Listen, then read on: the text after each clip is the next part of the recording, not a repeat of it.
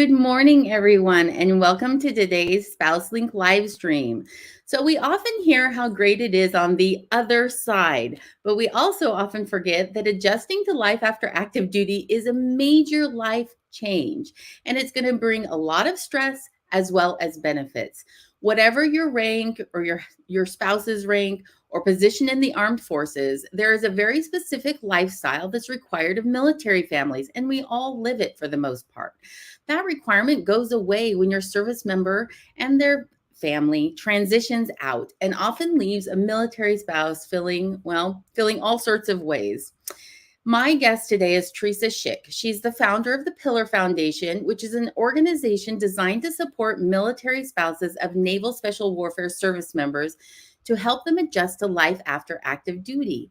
We're going to be talking about some of the things that she does and the ways that she implements support for these spouses to help them adjust. Thank you so much for joining me today. My name is Anna Larson. I am a Spouse Link ambassador for retiring and transitioning military families. I'm also a copywriter and digital marketer. I'm a homeschool mom, and I am a veteran military spouse. These live streams are for military spouses that are looking for connection and support as they near or cross over into transition or retirement from active duty military world into the civilian world. The Spouse Link was created in 2012 by AFMA, the American Armed Forces Mutual Aid Association, to support, inform, and inspire military spouses around the world. And they serve everyone from brand new spouses, active duty, all the way to retired and transitioned spouses. It doesn't matter how long or who or where you live or what branch of service you're in, Spouse Link is there for you. So as we dive into today's topic, please be sure to leave comments. You know I love interaction and comments and sharing of experiences. Let us know where you're joining us from. I value what you have to say, and I'm excited to hear why you're here today and what you're hoping to learn from this conversation. So without further ado, I am going to bring up the bio and introduce my guest today, Teresa. So let me bring this up. And it go like that. All right. So Teresa Shick, as I mentioned, is the founder of the Pillar Foundation. She's a military spouse of 19 years to her husband, Jerry, who is a retired Navy SEAL that served his country honorably for 24 years. Teresa served alongside her husband as ombudsman at Naval Special Warfare Development Group, and for 7 years, she advocated and supported command families and surviving spouses, and she upheld the foundation of those who serve the home front. She founded the Pillar Foundation to alleviate and reduce the stress of retirement, transition, and relocation on all those spouses that she'd been serving for so long. Teresa and Jerry moved home to the great state of Texas. She's my neighbor. In 2017, they currently reside in Tyler, Texas with their 4 children and have been married for 25 years. They happily continue to serve in faith and duty and contribution to their country, community, and their church. So without any other conversation, I'm going to bring Teresa up so we can say hi. Hello. Hi, Teresa. Good morning and welcome to this Spouse Link live stream. So excited to have you here today. Oh, me too. Okay, so just to get the conversation started, first of all, Teresa and I met on LinkedIn. Great place to connect. If you are not on LinkedIn, go there and connect with me. I'll be your very first connection, whatever you want. Me too. Yes, exactly. We met on LinkedIn, and I was so inspired by what I saw her foundation doing. I had to find out more about who she is and what she was all about. Good morning, Selena. Thank you for joining us today. So when I want to pull this quote up because I listened to a podcast that Teresa had done with another friend, Howie Cohen. And one of the things she said during that was this quote: "We successfully transitioned from military retirement, all limbs intact, but nobody comes out unscathed is what you realize, even if we look good on paper." I loved this quote because I feel like it so fully embodies the experience of transition, where on paper, everything looks fantastic, but behind the scenes, there are some trauma battle wounds that we are dealing with that come with transition and retirement. So, I mean, my first real question to you, Teresa, is why is it so hard for military spouses to adjust to life active duty? What is it you're talking about here? I think it's so hard for us to adjust as spouses because we've been taught to adjust and to roll with the punches and really not complain and just kind of hold down the home front. And so when suddenly your home front is falling apart, you're supposed to still be the strong one and keep it all together. And at least in Naval Special Warfare, it's kind of like big girl panty attitude. So that's just not what we have been trained, like your husbands have been trained, your spouses have been trained in the military career. We're trained also to kind of keep it together and not complain. So suddenly you can't keep it together, but who do you complain to? Because boo hoo me, it's one of those problems that I hear people say, oh, how lucky you guys are, something, something. I'm like, we're not lucky. We went through this. So Yeah. it's just the adjustment for spouses is, I think, not supposed to be talked about, really. We didn't do it. We didn't go to combat. We weren't the enlisted ones. We weren't the officers. But why are we complaining? Exactly. I think that that is a very common thought process in a spouse's mindset, right? I'm not the one that deployed, therefore I shouldn't complain about deployments. Yeah, we have to PCS, so we can complain about that, but I'm not the one that has to do this. I'm not the one that has to do that. But we are the ones that stay home and take care of everything while our spouses go and do that, right? Yes, I love exactly what you said. It's has so much to do with just even relating to people that outside of the military community, because they can't fully understand those experiences that we have had also. And so when you're leaving that, there is a huge sense of loss, right? Like, who am I going to talk to about this? Right. Who can I talk to about this? It's not, and again, for NSW, who can I talk to? Not very many people. There's just things I cannot say. And then I just feel like I'm complaining. And again, like that quote you said, we look good on paper. We look great on paper. We had it lined out. We had a house. I came back home to look for schools. Oh, by the way, we moved home. I moved into my parents' neighborhood. I mean, I have no reason to complain. I moved in I have all my sisters and my cousins and a huge Lebanese family. So it really doesn't make sense to watch our lifestyle and us be struggling. But, you do. It's a huge transition. Yeah. So for all intents and purposes, when people looked at your life of transition, they were like, wow, she's got it made. But behind the scenes, you were feeling out of sorts, Unmade. uncomfortable. Yeah. Like I was feeling unmade for sure. Out of sorts, lost, disoriented, lonely. Oh my gosh, so lonely, which made, again, no sense because I'm here at home with my best friends that I grew up with. But sure, I grew up with them, but man, we grew away. I mean, they could not understand my struggles, or I felt silly just saying, oh, I miss the military. I miss those sisters. That's really hard to recreate. It's been 5 years. I feel like I'm just kind of getting to where I have my people but then I fly probably 2 or 3 times a year to meet up with my military sisters Yeah. just to kind of Yeah. keep it. Yeah. Yeah, That's because my there's a family. different connection, right? There's a different understanding and a different level of connection that you make with the people that you meet when you're active duty versus not active duty. And again, I feel like it has a lot to do with shared experiences and just understanding each other and the lifestyle, because that lifestyle that we live, um, it impacts who we are and how we do things, and even the structures of our family and how we parcel out responsibilities and delegate duties, right? Yeah. And so, I mean, and that's another huge part of it. Our spouses now are retired, maybe working, maybe not, whatever that might be. But now you're completely also restructuring your home life, right? Yeah. And now living with that man, That man. that man that's been gone half, if not, 75% of our marriage, or that dad that's been gone. Who is this? Like, who's the man at the dinner table? And a lot of times they're broken and you don't know who you're going to get at the dinner table. Is he on his phone? Is he paying attention? Is he yelling? Can he actually hear you? Does he have a headache? Are we too loud? There's so much, you don't know who you're going to get after retirement, and they don't know. Those guys don't know. it's a horrible transition for everybody. It's just such an identity crisis in your family for the service member, the spouse, the kids, the family we came home to didn't really know. I'm like, okay, guys, we can't yell in front of daddy, or we can't go to that movie because there's strobe lights and his head hurts all the time.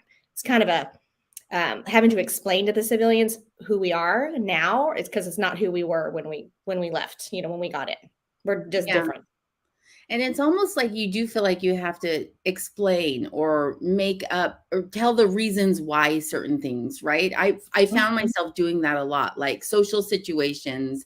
My spouse struggles with those sometimes. He feels like he has to be on and it's exhausting for him. Right. And so when we go somewhere, I'm like, you can just relax, but he hasn't yet figured out how really to do that. And so I do have to say we can't stay very long, or we have to cut our visit short, or something like that. And then I feel like I have to keep explaining, like, I'm sorry, he struggles with blah, blah, blah. And then because they're not military, I feel like you can't possibly understand what I'm talking about when why does he struggle? Like Right. Certain things didn't happen to him, certain things did, but how deep do I go into this conversation, right? Like it gets really like hard to have that within the civilian community, that feeling like you have to constantly explain who your family is and why you operate the way you do. I don't feel like other people feel like they have to do that when they're coming to my house and say, I'm just not going to stay very long. I don't expect anything else from them, I don't know. It's weird. Yeah. It's a change for sure. Yeah. Having that man home so he feels your pain, clearly. Who's that man? And having him home, I think it took me 2 solid years of realizing he was there. I mean, not like actually, but I'd say like, okay, kid A has to be here, kid B, and then this and that, the dog, and I'm talking to myself, right? Yeah. And I'm going, well, I can't be at 2 places at one time. What am I going to do? And he's in the background going, hi, I live here. I can pick up a kid, or I can fix the sink, or I can go to the, like, but can you? But will you be here? Because I'm talking 5 days from now. That is so. I just this morning had a conversation with my husband. I said, "Who's going to vacuum the living room today?" And he's like, "Well, I can." I'm like, "You are?" We went through this whole thing, and he's like, "The vacuum is." I'm here all day. I think I can handle the 20 minutes it's going to take to vacuum the downstairs. But it was that exchange again of, I'm like, are you sure that's going to go on your task list and is going to get completed, right? Do you know where the vacuum is? Have you used the vacuum? I know you've been home for 2 years almost now, but we're still going to go over this one more time. Maybe some of that is the control side of being the military spouse, right? Because we are in charge of so much that it is hard to give that up a little bit when that transition also happens. It's inbred in us. My son had to leave early from school the other day, and school called me to make sure that my husband was like, he's not on the list. I just forgot to put him on the list as somebody who can pick him up. Like, he's not my emergency contact. I mean, he is now, but it took 2 years for me to go, right, husband, he'll be home. It's not a girlfriend. I have a date, I love that. Okay, so now that we've kind of got into like the why it's so hard, and I mean, there's any number of reasons, right? I mean, we've thrown out just a few of them, but it might have to do with your finances, incoming spending habits. It could have to do with just building those friendships and trying to find new community. It could have to do with even going back into the workforce and trying to translate your military experience, both as a spouse or a service member, either one, trying to translate that into civilian terms, and again, have people understand and respect what you've just spent the last 20 years of your life, or 10 years of your life, or even just 4 years of your life, what you've just spent that time doing. So yeah, very much. Okay, so question number 2 then. So how does that stress of transition or retirement manifest itself? Let's talk about some of the things you've seen, because you support spouses through this process. What are you seeing happening out there? I almost don't like to say this, but there's a lot of secondary PTSD with the women, undiagnosed 100%. But like what you said, when you have people come over, or you have to say things for your husband, like, we can't stay long, there's a lot of that on like, where are we going to sit at the restaurant? He has the headaches, all that. But I tiptoe around that too. I make sure that he has a seat at the table where he can see the door, or it's not too loud. And I still kind of handle him. And that's such a stressor. I'm not a caregiver, because he has all his limbs and he can do everything for himself. The real definition of the word caregiver for military is, they have to not be able to perform a daily task, missing a limb, things like can't drive themselves. That's not me. He has a TBI, which is a traumatic brain injury. But the way it manifested in me was not sleeping, weight gain, too much wine, headaches, just pulling away and not telling my family really how we were struggling as our immediate family. And that's just kind of physically makes you ill. And physically, and then makes you mad at everybody. And I can't explain why I'm mad. I just don't like it here, and I chose to live here. I mean, I love it here now, but it's just a physical, mental. It messes with you. It's funny because everything that you just said, I can relate to on some level, right? And I really think one of the big ones that you just mentioned is that anger side of it, right? Mm-hmm. We aren't full-time caregivers, but again, that transition is a struggle for everyone involved in it, coming to that new norm. And if there are mental or physical things that have happened with our spouses, trying to find and rebuild that family structure to accommodate them being around a lot more frequently than they were previously, and dealing with that much more than you have to, or than you ever had to previously. But the anger is the one I really want to focus on for just a second, because I think a lot of spouses are afraid to say, I'm angry about this transition. I feel anger about my spouse being in my space all the time. I feel anger that they say they'll do something, but they don't actually do it, because it's not their norm either. They're learning to transition. This is the same thing as we are. They're learning their new norm and their new responsibilities and new spaces and all that kind of stuff. So that word right there just really struck me when you said that. And I wish spouses felt more comfortable saying, like, yeah, I feel angry about this. And I don't know why. I'm just angry, and I don't know why. And I'm not angry at you. I'm not angry at you, or you. I'm just angry. Like, this just sucks. Yeah. Yes. Oh, that's such an important distinction to say, right? It's not anger at someone. Yeah. It's just a general feeling of just in your body. Because we've been keeping it together for so long, and then you're just unraveling, and that's not how I roll. That's not my MO. I keep it together. And so when I was starting to unravel, I was like, whoa, I don't know what's happening here. I don't know what I'm supposed to do. Where's my phone call to tell me how to do this? There's no one. Like, you're alone. There's a saying, there's no one coming, do it yourself, or I can't think of what it is right now. Sounds like my motto. There's nobody coming. Just get it done yourself, right? Yeah.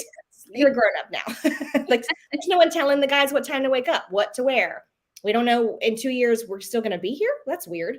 It's whole mentality. I know. And again, it's the over-explaining. Somebody asked me just the other day, so are you staying in Texas? And I was like, well, and I went into my whole spiel. This is our 10-year plan. We don't know this and that, blah, blah, blah, and I'm like, why do I just say, yeah, we're here for a while, but I feel like I have to explain why we decided to stay in Texas, what we're going to be doing while we're here. And it's all part of, I think, just that previous military lifestyle of we could move or change at any moment. So I need to be prepared still. So in my head, even though I know we're here for the foreseeable future, as long as you want, still preparing myself for that next transition because I know it's coming at some point. Right. And that's like the other shoe. It's never coming. Like, I kept waiting for something to happen. And I was like, this is kind of ho-hum. Like, is this our life now? Like, there's no deployment? I mean, which is great. But it was just strange to plan years in advance because we can. And to know they're going to stay in the same school. To be honest, we didn't move around that much. But the people in our lives moved around, and now no one does. I keep saying it's weird because there's no, it's weird. It's just you're here and you're done. And it's exciting and it opens so many doors, but Yeah. also it's so scary. It really is. I mean, just for those who are listening right now, like if you're feeling like tired, short-tempered, like Teresa mentioned, like overeating or undereating, actually, also like any kind of that kind of thing, getting sick more often, can't focus on things, or even exhibiting some more serious issues like substance abuse or something like that. These are signs of stress. These are all signs of stress. And going through this transition, you will hit some of these points. Like I am telling you right now, it doesn't matter how much you think you are already ingrained into the civilian society, how much you think that this is not, oh no, I'm going to deal with this way differently. Like I thought I had it together. And I think Teresa and I have similar personalities in like the getting just, you just get it done. You just do it. Yeah. You just, there's no complaining happening here. Right. And so I think that that process, when you think you have it all together and then you realize you don't, is just yet another huge stressor of why am I falling apart? It's exactly what you said. Why am I falling apart? I know how to do this. I know I've read all the things I'm supposed to be doing. I'm doing all the things I'm supposed to be doing. So why am I falling apart? Right. Right. Why am I? Yeah. Hello, help me. Yeah. Hello. Help me. Help. Yeah, I'm Okay. drowning. Yeah. Yeah, exactly. So let's jump into like some of the coping things because again, this is something that you do at the Pillar Foundation is you talk about coping mechanisms, must-dos, that kind of thing. What do you recommend for military spouses as they're going through this process? Communication. Communicate with your spouse, with your kids, with your family, with your new civilian friends, and with each other. I will run to a military spouse if I meet her at the grocery store. And, we're just like instant. But when I kept it in and when I struggled alone, it doesn't go anywhere. I mean, you have to talk about it. And the reason I started Pillar Foundation, because everyone was divorcing around us once they got out. I was like, well, are we headed for divorce? Because we just did the hard thing. Why this is supposed to be the easy golden age, right? But once I started talking about it, there was a lot of me too's. Oh, me too. He's home and I don't know what to do with him. And my kids don't know their daddy. And I don't know my husband. And we never worked on our marriage. Now all those problems that have been here are still here. So when you speak about it and open the door, I mean, it's the only way you're going to get through it. Open the door, walk through it. But you got to be honest. And there's, you can meditate all you want, yoga all you want, stretch, work out, all those things. But if it's still in here, it's not going to go anywhere. Yes. So that's my big point, is just talk about it. Oh my gosh, yes. And this goes back to us being in a community for however many years you were active duty, living in a community where you're not supposed to talk about these things. Where people don't open. So this is a huge shift in mindset that you have to go through of saying, it's okay to say, I'm not okay. I'm stressed. I'm not coping well with this. I feel angry. I need something more. And whatever that might be, right? I love the communicate thing. That is so important. Having my spouse home so much more frequently. It started with COVID. I will say it started with COVID for us. And that was actually when he decided it was time to retire, was through COVID. It was that moment of, yeah, I don't really want to put my boots back on and have to go back to PT. Yeah. I don't really want to have to do that. And I'm like, what are you saying to me right now? But having him home through COVID and then through retirement, we had to learn to speak to each other differently. Yeah. Because our roles had changed in our relationship. And I think a lot of military spouses go through that as well, where you have to learn to communicate differently with your spouse. They're not, I mean, they're a retired service member at this point. They're not as active duty soldier. Their whole perspective of what life is going to look like is going to change, and yours too. And that requires a different way to communicate. Yeah, absolutely. It's and it's since it's a different man, there's a different way to communicate with him now too. And just bringing him back into our life. Let's ask daddy. Let's run it by daddy real quick, or asking him to fix the sink before I hire a plumber, like giving him the opportunity to be a husband and a dad again full time took a few years, just for me remembering and allowing him to come back in, and me letting go of things I've been doing to let him. I mean, this might sound old school, but to let him be a man, like he hasn't been home to do all those things. So he wants to fix it. I let him fix it. And I give him the opportunity to do it first, but especially with the kids, let's ask dad and let's see what dad says. They're just not used to asking him. I mean, what man knows his kid's birth date like that? Probably nobody, but give him the opportunity to learn about us a little bit more took some time. Yeah, that's a really good point. Like making sure the children are involved in that transition, making sure the children are part of that communication process.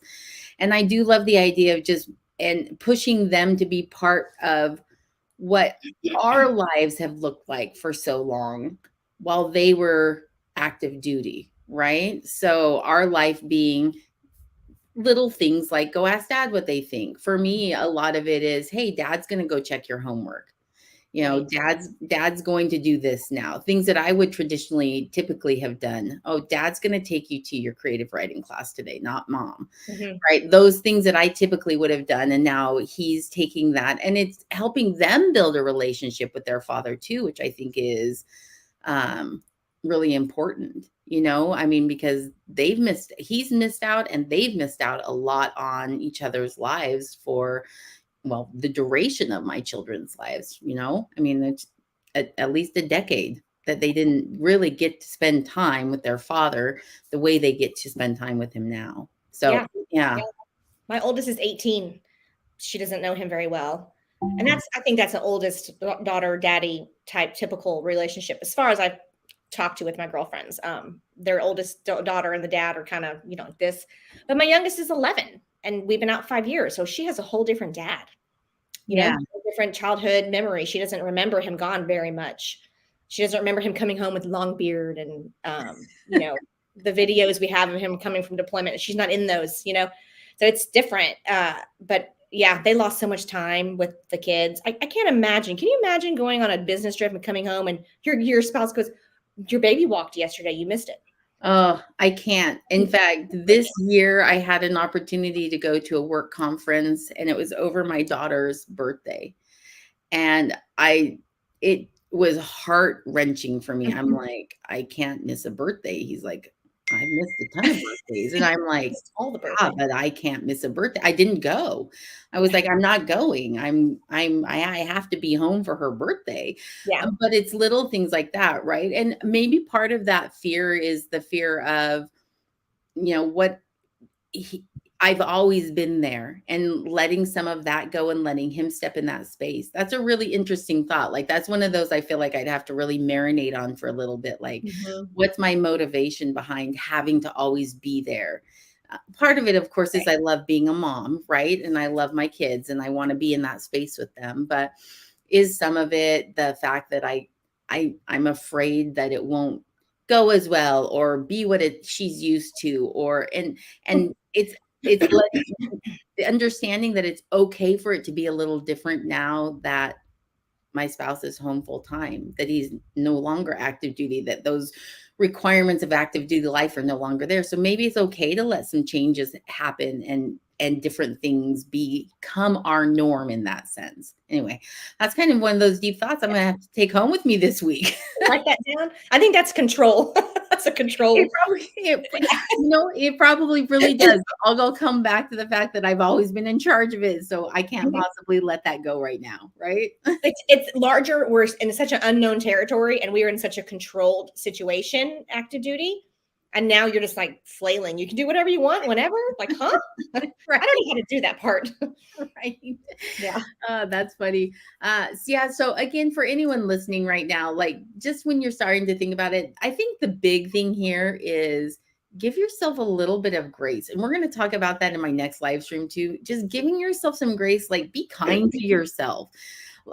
Just allow yourself to feel how you're going to feel, and maybe not get it right every single time. But I think as long as you're working towards it, right?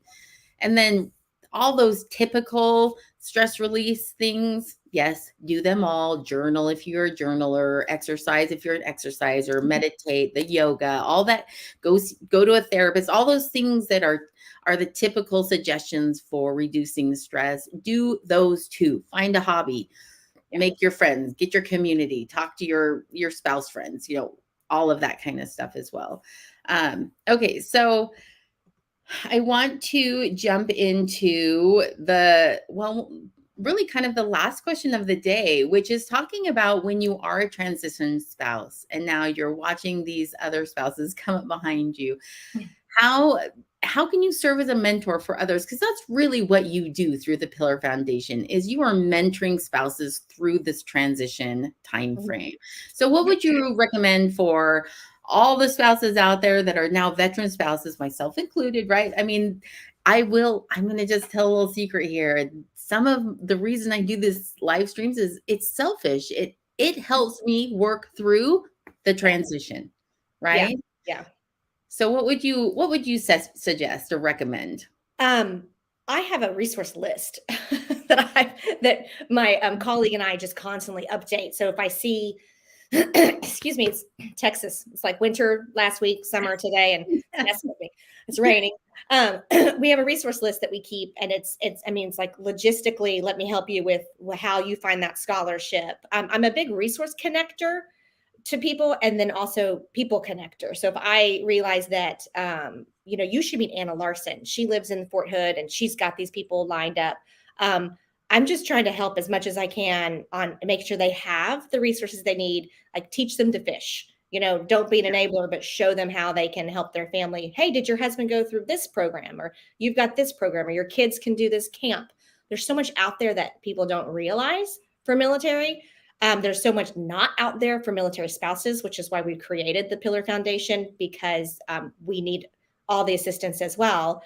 Something I do is I host a retreat for the NSW spouses where they live after transition. So if there's a group of them in Ohio, I go to Ohio. There's a group in Austin, I go to Austin, or North Dakota, wherever they are, and I host a retreat, and then they get to meet each other again. And so like you got a sisterhood right away in a couple hour radius of where you live. And then after that, it's really fun. And again, selfish, love it. It's very fulfilling for me, like you. And then we'll track them professionally and personally. So if they need endocrine therapy, which probably 75% of women don't pay attention to their hormones at any age, especially if you're in your 40s and above, if you're looking at retirement, we'll send them to endocrine therapy. We'll send them to resume writing, get them an executive coach.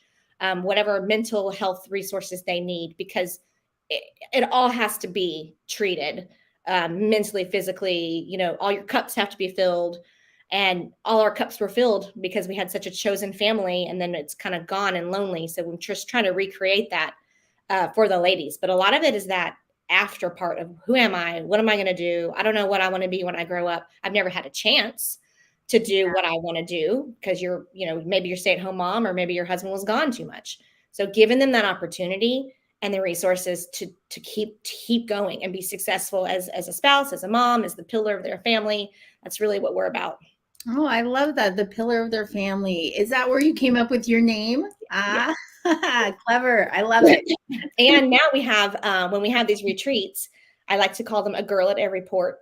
So we're taking the negativity out of that. And now, we have a girl at every port. I got you wherever you go. I can connect you with somebody. Even love if you're not NSW, like reach out to me. If you're Army, I don't care. I'll help you, So I would love a retreat in Fort Hood, Texas. Just kidding. Yeah, there definitely is a lot of that. Hey, I've been there, done that support that you can give to transitioning military spouses when you are transitioned. And I really think that there is an opportunity for you to work through some of the things that you might be going through in that moment when you're supporting other spouses through that same process. Mm-hmm. Because again, it's that shared experience that you're creating with someone. you're transitioned and or transitioning, they're transitioned and or transitioning. And how is it for you? Oh, these feelings are normal. Oh, the fact that I'm angry is normal. Oh, I shouldn't be okay with that, or I should be okay with this, right? I mean, all of this is new for us, and it's a learning process. Um, and there's something about that connection, right? Knowing I can call you and say, Teresa, I've got somebody, they're struggling with this. Who do you know? What resource do you have? Like, that's a big deal, because there's a lot out there. One of the biggest things for me was, well, do you support veteran military spouses or only active duty, right? And that's a question I felt like I had to ask frequently. More often than not, veteran military spouses were welcome to do whatever the activity. Same with your kids. Do you allow veteran military children, like retired veteran families, or is it only active duty, right? And finding those resources that will cater to our transitioned families, right? I remember thinking when we were in, like, what do they need help for? The veteran, they're out, they're great, their husband's home. I just thought it was unfair to include them, and it's so silly. What did I know? But it's what you said, the validation. When someone calls me, and then I usually just go, how's it going? How's transition? It's great. We've moved home. And I go, it's hard, right?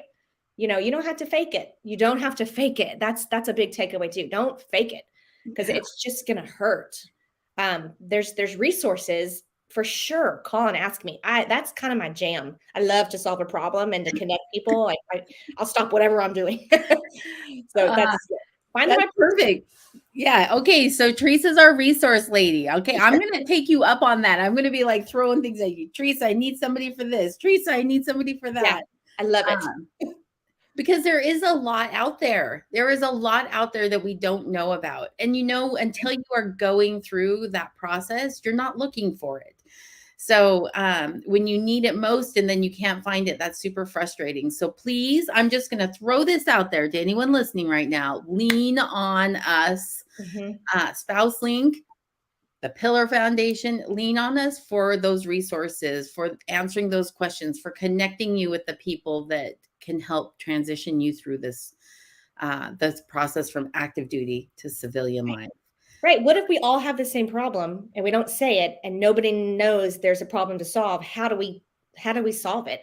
If we all can't hear when we get out, like all the guys lose their hearing, and but they're solving that by sending guys through clinics before and making sure they have a hearing aid. But if they never said it, no one would ever know. Like, if we all come together and say, this is our one problem, then that's how we're going to solve it. Like, we're going to make something happen, because we're women, right? That's what we do. Yeah. And really, just kind of as a final thought on that, it really is about, like, you're not an afterthought. Like, so many times spouses feel like the afterthought. Oh, this is for my spouse, but I can join if I want, right? Like, we're like that secondary tier of who this is for. And there's a ton of resources out there where you're not the afterthought. You are the primary focus. Who you are, your transition, your identity is the primary focus. And that's important to know and feel and understand, like, that you as a military spouse are being supported, and we do want to see you transition successfully. We don't want to see divorces. We don't want to see, broken families and relationships and children, and all these really terrible things that can happen when a family does not transition well. We don't want to see that. We want to cut those numbers and slice them and get rid of them completely. So our divorce rate's insane. I mean, upper 90% after transition. They're just tanking. Marriages are just falling apart. Everyone's quitting. It's horrible. It is horrible. It is. And I really think a lot of it has to do with just not knowing how to create a new norm where you can both be happy and live within that. So yeah. Okay. This leads us directly into our next thing, which is just, I'm going to pull this up. Teresa, can you tell everyone how they can reach out and connect with you? Yes. Look at that cute man. Isn't he cute? Cute husband. He is cute. that first picture, I was like, you can't tell which one I am, because my girls are the same height. So mainly, if you're not on our private Facebook page, which you're not going to be unless you're an NSW spouse, I have a website. It's thepillarfoundation.com. And you can just you go to the contact form and fill it out. I don't care if you're a Navy spouse or not. You can be a yoga instructor. You can be somebody saying, I have a house to donate. You can be another nonprofit looking to, support. The contact form is going to be the number one way to get me, or on LinkedIn. I wonder if this is a clickable link at the end. I'm not sure, but my LinkedIn profile, everyone can find too. Yep, I did it's not, the LinkedIn is not, but I did throw into the comments the Pillar Foundation website, so you can grab that out of the comments. And then if you go to LinkedIn and just search for Teresa's name, you should be able to, hold on. You should be able to go ahead and grab or find her on LinkedIn just using her name. Yeah, LinkedIn's everyone should be on LinkedIn if you're doing anything with work. That's how I found you, right? That's how we found each other. And honestly, not even work-wise. Like if you are looking for community that centers around some things that you love, LinkedIn is a great place to do that. I mean, I'm a big fan. This is not a LinkedIn promotion page, but I'm a big fan. So me too. Yes, exactly. Okay, fantastic. So please reach out, connect with Teresa, connect with me on LinkedIn, Anna Larson. You can find me. My face is right there, big and bold right there. You can always find me. Okay, so moving on, we are getting ready to close down our live stream today. Next up, this month, I am going to be bringing on Heidi Dindial, and we are going to be talking about giving yourself grace. Heidi just got thrown into we're retiring less than a year ago, and they're retiring in less than a year. I mean, she didn't even get a full 12 months. And so this process for Heidi has been, needless to say, a little bit stressful. But we're just going to talk about what that's looked like for her and what she's doing to cope with that, because we are going to have many military spouses that find themselves in the same situation where, hey, surprise, I'm retiring and it's happening in 6 months. Or, hey, surprise, I'm retiring and that date we thought it was happening has been moved up 4 months and now we only have 3 left. And so we're just going to talk about what that looks like. So that's going to be a lot of fun.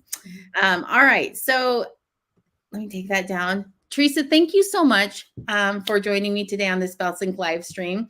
We've got some great comments, and I'm going to just throw this up. Amy says, thanks for the great LinkedIn Live. Looking forward to learning more about the Pillar Foundation. We must be related.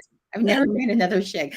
So you might have a relative that we just found out of this live stream. I see her on LinkedIn. I don't know where. And I keep thinking, like, that's weird. We have the same spelling and everything. I got you, Amy. I'll find you. Now you guys are just going to have to connect with each other at this point. Yeah. Okay. So everybody, thank you for joining us today. I am going to drop into the comments how you can connect with SpouseLink. Sign up to get our newsletter so you can stay up to date on all the things that are happening. Let me just paste this in there, and then I'm going to throw it up on as a banner so you can take a look at it right there. So please jump into that link and sign up right there, and that will keep you up to date on all the things that are happening in SpouseLink, all the different transition blogs and just life in the military blogs. Again, it's for everyone, active duty or retired. And with that, we are going to say our goodbyes. Again, Teresa, thank you so much. Thank you, everybody, for joining us today. And we look forward to seeing you on February 22nd when we talk about giving ourselves grace. All right. Have a good day. All right. Thanks.